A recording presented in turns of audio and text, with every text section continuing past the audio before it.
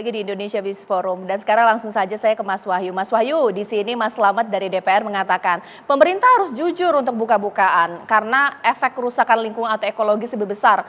Berapa sih keuntungan Indonesia dari peraturan ini? Seperti apa?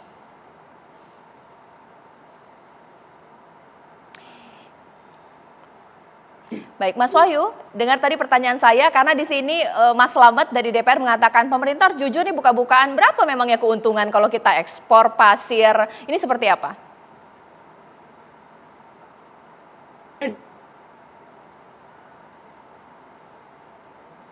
Setelah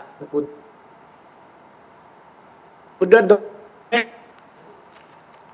dan banyak, ya kan? Untuk akan ada, saya bilang dari ujung Sabang sampai Merauke banyak sekali terjadi titik-titik reklamasi. Dan ini Anda nggak pernah bertanya kan, siapapun para ahli juga nggak nanya. Ini bahan-bahan untuk reklamasi di banyak titik itu diambil dari mana coba?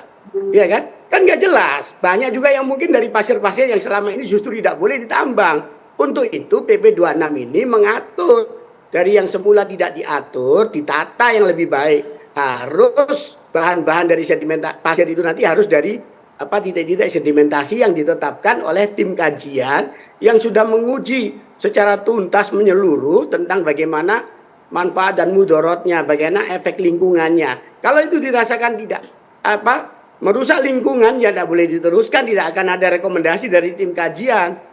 Tim kajian kan dari para pakar dari berbagai disiplin ilmu, khususnya dari ahli sedimentasi, oceanografi, dari kementerian dan lembaga, berbagai kementerian, tidak hanya KKP saja, tapi juga LHK, ada ISDM, perhubungan dan seterusnya, ada Pushidros, dan kampus-kampus terkemuka juga akan memberikan masukan dalam dokumen perencanaan yang disusun oleh tim kajian tersebut.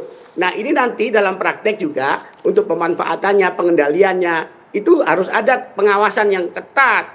Ya, walaupun faktanya memang kita tahu anggaran dari KKP anggarannya nggak banyak, cuma 6,2 triliun.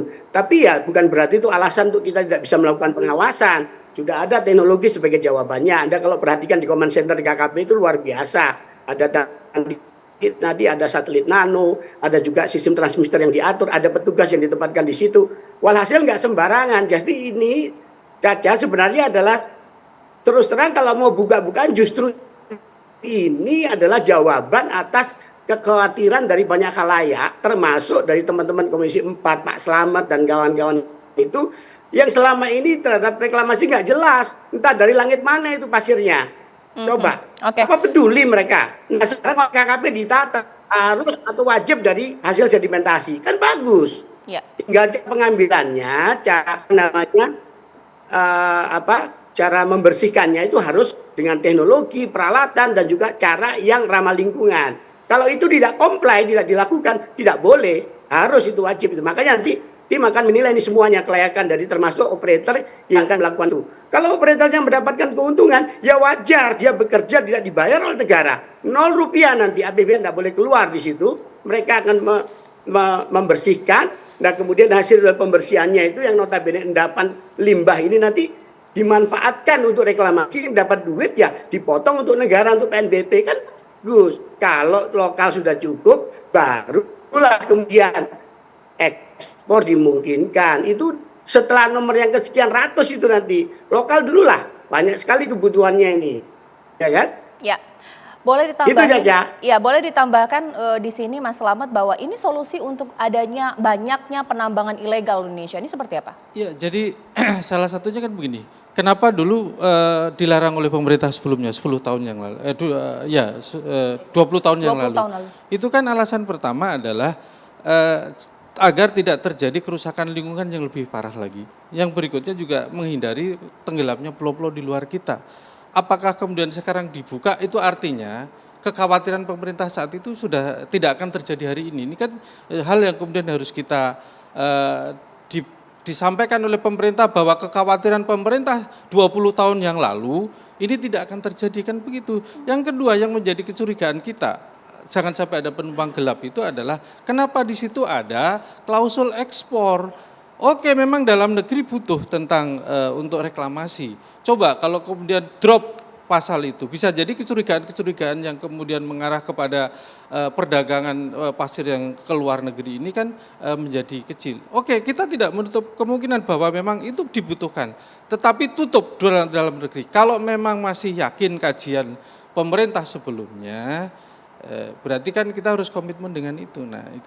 Catatan saya juga terkait dengan tadi disampaikan oleh Pak Wahyu, pengawasan ya. Jadi terkait dengan eksploitasi ini, pertambangan ini, yang di dunia di daratan saja. Ini salah. Ini Pak Slamet salah ini. Di daratan saja. Jadi gini, di daratan saja itu sudah ada aturannya seketat apa untuk kemudian melakukan recovery, tidak jalan itu.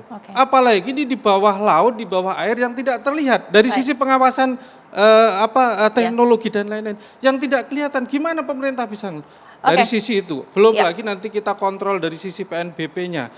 Saya tidak terlalu yakin apa yang ditargetkan bisa tercapai kalau kemudian pengawasannya masih mengandalkan sistem yang hari ini. Mas Wahyu boleh dijawab?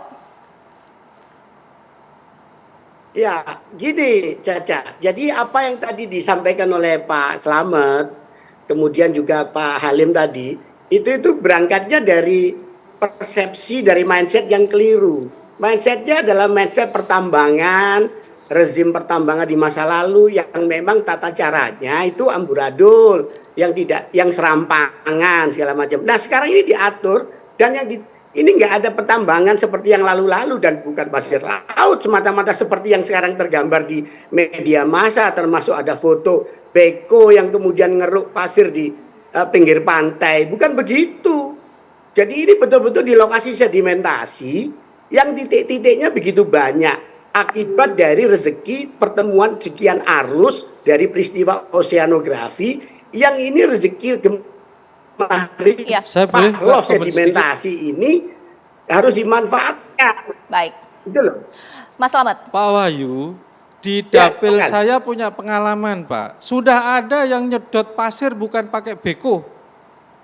Di Sukabumi Selatan dulu sebelum dilarang ada yang pakai sedot, kapal sedot, dan hasilnya juga tetap rusak. Nah makanya yakinkan kepada publik, yakinkan kepada kami bahwa teknologi apa, kemudian kapal sedot yang seperti apa yang tidak merusak biota laut, itu yakinkan pada kami. Itu aja.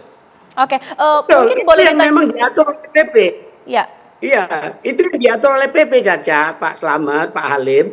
PP itu jelas, makanya dibaca baik-baik pasal demi pasal bahwa setiap penggaliannya itu atau bukan penggalian, setiap pembersihannya, pemanfaatan sedimentasinya itu harus menggunakan teknologi yang ramah lingkungan. Caranya juga tidak boleh merusak lingkungan. Itu prinsip itu. Kalau sampai itu dilanggar harus stop. Mas Halim, saya boleh dong ditambahkan dalam hal kajian, ada tidak sih titik-titik sedimentasi di laut yang memang harus diambil pasirnya, menyelesaikan masalah lingkungan? Ya, umumnya sedimentasi atau pasir laut ini terjadi pengendapannya ada di muara dan lokasinya berdekatan dengan pelabuhan-pelabuhan. Cara kerjanya tidak seperti yang disampaikan oleh Pak Wahyu tadi menggunakan kapal isap, tapi justru cukup menggunakan beko dengan jam kerja yang jauh lebih efektif. Kalau kemudian menggunakan kapal isap, tentu ketika disedot menimbulkan lubang di bawah laut. Ketika lubang itu terjadi, maka daratan yang tidak jauh dari lokasi penyedotan pasir laut itu akan terjadi abrasi. Kalau sudah terjadi abrasi, maka pengaruhnya adalah garis pantai kita itu juga akan berkurang. Itu dampak yang kedua di luar perikanan yang sudah saya sampaikan tadi. Hal lain yang juga perlu saya sampaikan ke Pak Wahyu bahwa kalau tadi sejak awal Pak Wahyu sampaikan ini mandat dari Undang-Undang Kelautan 31 tahun 2004. Beliau lupa bahwa Kementerian Kelautan Perikanan juga memiliki amanah dari Undang-Undang nomor 1 tahun 2014 Junto Undang-Undang nomor 27 tahun 2007 tentang pengelolaan wilayah pesisir pulau-pulau kecil. Di dalam undang-undang ini di pasal 35 amanatnya jelas bahwa segala bentuk praktek pengusahaan di wilayah pesisir yang menimbulkan kerugian bagi masyarakat dan merusak lingkungan itu tidak diperkenankan untuk diterbitkan aturannya, akan diberikan izinnya. Berkenan dengan itu saya kira akan sangat baik kalau kemudian Pak Wahyu saat perjalanan menuju TV One saya dapat pesan dari beberapa nelayan rajungan di Lampung, nelayan tuna di Maluku Utara, nelayan di Serang dan wilayah lainnya, menyampaikan bahwa tolong sampaikan bahwa kami nelayan menolak adanya pemanfaatan hasil sedimentasi laut seperti yang diinginkan oleh Kementerian Kelautan Perikanan. Oke, nanti Mas Wahyu akan menanggapi karena ini suara langsung dari nelayan menolak pemanfaatan atau pengambilan hasil sedimentasi laut kalau pakai bahasa pemerintah. Sesaat lagi di Indonesia Business Forum.